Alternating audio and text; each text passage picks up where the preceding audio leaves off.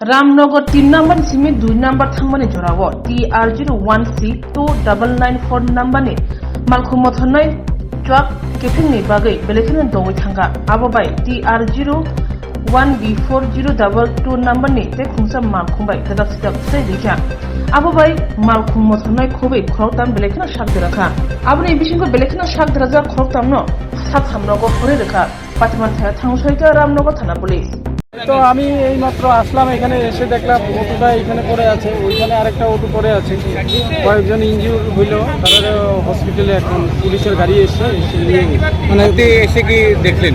আমি এসে দেখলাম যে এরা ওই পেশেন্টের দুজন শুয়ে আছে, একজন বয়স্ক ব্যক্তি, একজন বাচ্চা একজন আছে। আচ্ছা, অটোর মধ্যে কজন ছিল?